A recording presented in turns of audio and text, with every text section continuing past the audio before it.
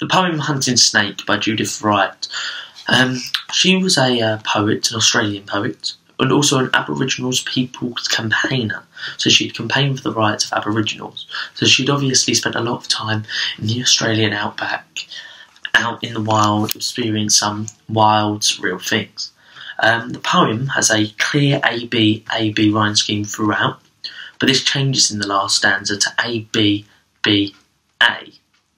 The main sort of things you want to look at with this poem is the first line of the first stanza, which reads, "Sun warmed in the late season's grace, under the autumn's gentlest sky." The idea of this line, it sets the tone for the poem, but not in a way that you'd expect. It makes a false sense of calmness. So what you'll realise when you read the rest of the poem, and I hope you already have, is how this line differs so greatly to the rest of the poem, because the sun warmed in the late season's grace under the autumn's gentlest sky, it sets a real secure, calm setting, and it's almost too perfect, too good to be true.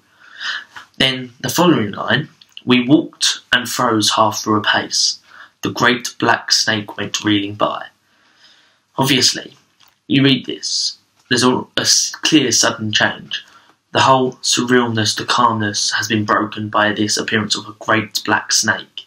There's obviously here as well the caesura between "we walked" and "froze half through a pace." This almost brings up the idea of how, reading the poem, we also feel what the poet is feeling. With the great shock of seeing the snake, they froze half through a pace. We're freezing halfway through a line for a breath, so the caesura helps to build this up. It also creates a deeper sense of empathy because we can relate to we're breaking as she is breaking. Head down, tongue flickering on the trail, he quested through the parting grass. Here, it has a real sense of purpose. The snake's questing through the parting grass. It's so dominant and powerful, the grass is parting for it, almost like Moses when he made the water part.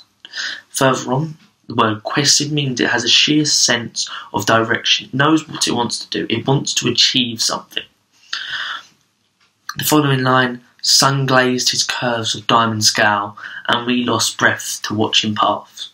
Well, here you've got the hyperbole relating to the dragon, the diamond scowl. In medieval time, people used to reference dragons as diamond scowled. Further on, "we lost breath to watch him pass." This can have two meanings. They were so scared that they lost breath, as you've seen, froze half through a pace, they're panicked, they're scared.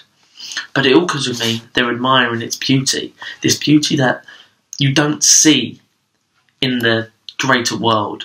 People perceive the snake to be dangerous, but in theory, it's got diamond scales, such beautiful, and how the sun glazes on it just makes it an even more beautiful image. What track he followed, what's more food, fled living from his fierce intent. So once again, it's saying that he does have fierce intent. So, yes, he has fierce intent. Yes, the snake is a dangerous character. But, you know, is he truly a fierce character? This is what the poem is trying to get at. Is the snake as fierce as it seems? We scarcely thought, still as we stood, our eyes went with him as he went. So, her eyes are following him. So she's watching everything he's doing, astounded, admiring it, or doesn't want to take her eyes off him in case he turns around and strikes. Cold, dark and splendid, he was gone, into the grass that hid his prey. This is like a sly, mischievous sort of snake, so now it's gone. It's gone. It's had such a great impact on her, but suddenly disappeared. So, cold, dark and splendid. Cold and dark are sort of dark, not dark obviously, but mysterious, sly, like evil almost images. And this great juxtaposition between the cold and dark and splendid, they're not really things that go together. But this is also trying to say now, the snake is beautiful, but in a weird way. We took a deep breath of day, looked at each other, and went on.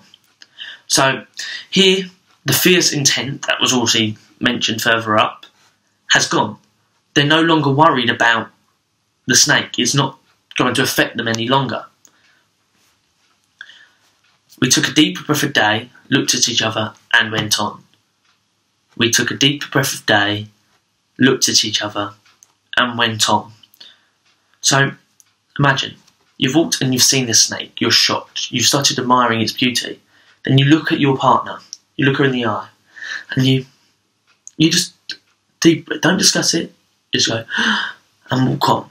It shows how they're both shocked and they've been astounded by what they've seen, but it hasn't affected them. So once again, it's trying to say, well, it wasn't as scary as once believed. Now I've experienced it in its natural habitat, not with the backlash of being labelled as a predator, a fierce creature. The power and the beauty of the snake can be seen for all good.